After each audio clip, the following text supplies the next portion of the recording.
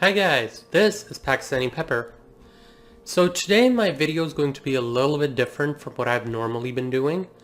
You might have noticed these past couple of weeks I've been doing trailers for a lot of really big movies, trailer reactions, video games, stuff like that, whatever I thought was popular. I was kind of just focusing on that. And in a weird way I realized that every YouTuber needs to do that. They need to talk about what's popular, and I do too. I like movies, like big budget movies. I like the movies that the video games like Tekken 7 and Mortal Kombat 11 that I've been talking about, the huge releases. I like those games, don't get me wrong. I'm not saying that. And I understand why YouTubers do it, they do reactions. But in a weird way, for me it was a little different because I realized that I was going against everything that I started this channel for. My purpose for starting this channel was supposed to be that I'm talking about people that are not as huge, like don't have $1 million marketing budgets. Even look at the thing I end every video on. Life's best lessons are in the stories we hear least.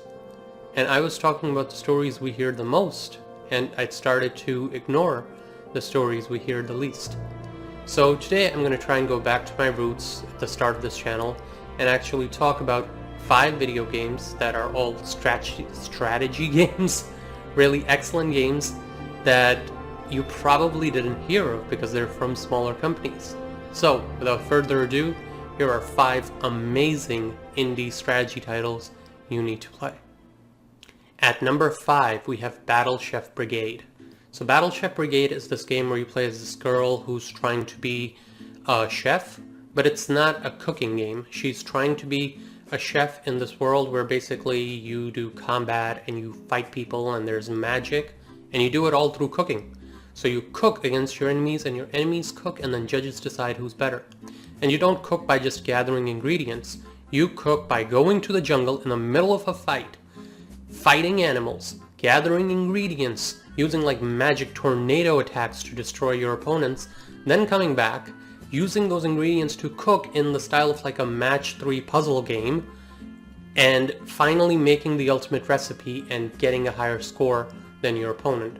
It's not like any other cooking game you ever played, and it really does make you think on your feet. And it has this amazing cast of like colorful, inclusive characters, so do check it out. At number 4 we have Kathy Rayne. So Kathy Rayne is this detective, and she goes back to her hometown after years only to learn about this mystery that destroyed her family years ago. Now it's a little bit different. There's 2 things very special about it. Number 1 is it's a point and click adventure. What that means is you're not moving a character around with the left and right buttons. You've got the mouse and you're clicking on different stuff, reacting to it, picking stuff up, solving puzzles, and really just going through a long period of talking, solving puzzles. It's not a fast game, but it is a game that you're really going to enjoy your time with. There's a lot of talking, it's a lot of really cool writing. The story is pretty amazing. And the other thing that's really special is that it's modeled after the 90s era of gaming. So it looks like a 90s game. It's set in the 90s. You have the VCRs, you have the giant computers. Do check it out. You'll get a history lesson on the history of gaming, but just the right amount of modernism to really make it a game that shines even today. Number 3 is Distraint. This one is a really disturbing game. So basically you're a loan shark, or at least you work for loan sharks, and your job is to collect loans from people that really can't afford to pay you back. It is disturbing the things you end up doing in the game. You have to solve all these really weird puzzles that I don't want to spoil any of them, but let's just say that it's really going to make you look at how people are exploited because of their poverty in a very different way. Number 2 is Shadow Tactics Blade of the Shogun. Basically, this is one of the best strategy games you will ever play. It's set in feudal Japan, and you're playing as multiple characters. You're a samurai, a ninja, kunoichi, whatever it may be. Several people, and they're all caught up in the politics of feudal Japan. So you have to go into sneak into places. You can go in swords blazing. You can go and hide from people. You can throw rocks to distract guards and then go the other way. The possibilities are endless. It's like this one giant chessboard every single level, and it makes you think. And if you decide to just jump in and fight every time, you will lose every single time. It's an amazing game. Do not miss it. And finally, we have the Banner Saga. This is a game set in like the Vikings era, so you play two different characters and their stories collide basically.